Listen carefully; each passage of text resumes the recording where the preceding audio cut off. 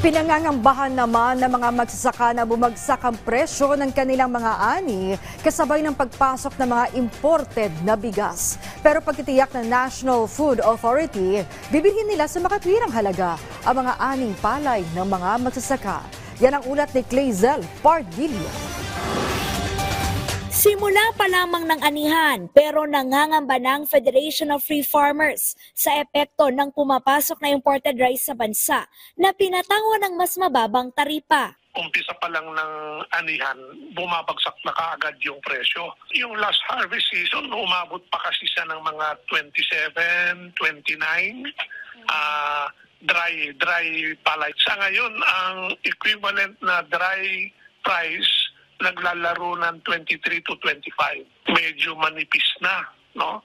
Kasi nagtaasan yung mga inputs nila, yung abono, yung gasolina para sa irrigation. And then magre-recover pa lang sana sila sa El Nino. Mula Enero hanggang Setyembre ngayong taon, higit 3 milyong metriko toneladang imported rice na ang nakarating sa Pilipinas. Nasa 800,000 metriko tonelada rito ay nag-umpisang pumasok noong Hunyo, kung kailan inilabas ang executive order na nagbabawas sa taripa sa inaangkat na bigas. Kung magtutuloy-tuloy ito at sasalubong sa peak o bugso ng anihan, babala ng grupo. October, November, dahil yan yung main harvest period. Kung ang dami-dami na nga inaani locally, sabayan mo pa ng murang imports dahil binabaan mo yung tariff, ang resulta niyan, oversupply. No? Sobra-sobra ang supply sa merkado, babagsak pa lalo ang presyo ng palay. Ibalik nila yung tarifa sa 35%.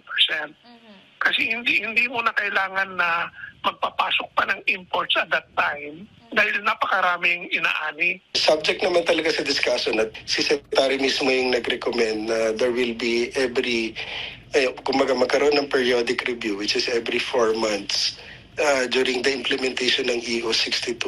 But this is a very early stage pa to really determine yung impact ng EO 62 sa pricing at sa effects sa farm gate price. Nakahandaan niyang National Food Authority na bilihin sa makatwirang halaga ang ani ng mga magsasaka. May 11 bilyong pisong pondo pa ang ahensya na sasapat para makabili ng higit 7 milyong sako ng palay sa huling quarter ng 2024. Pahihiramin din ng NFA ng drying equipment ang mga magsasaka para mapataas ang halaga ng kanilang ani. I think yung National Food Authority naman has been consistent, no, in saying that we will support the farmers, no. In fact, right now, kahit sabihin natin dumadating na, we're still buying at 23 pesos per kilo ng fresh, no. And then we buy as high as 30 sa clean and dry. So, yun lang yung maaasahan ng farmers natin from the NFA. Yung price na yun is more than enough for them to kumita ng maganda. Binibili ng NFA ang mga palay para gawing bigas na ginagamit sa mga relief operation ng pamahalaan tuwing may kalamidad.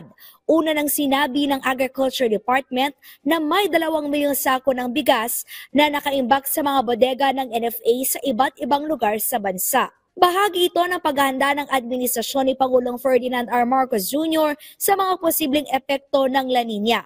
Nais kasi ng pamahalaan na matiyak na may sapat na supply ng bigas sa panahon ng emergency o kalamidad. Clazel Pardillo para sa Pambansang TV sa Bagong Pilipinas.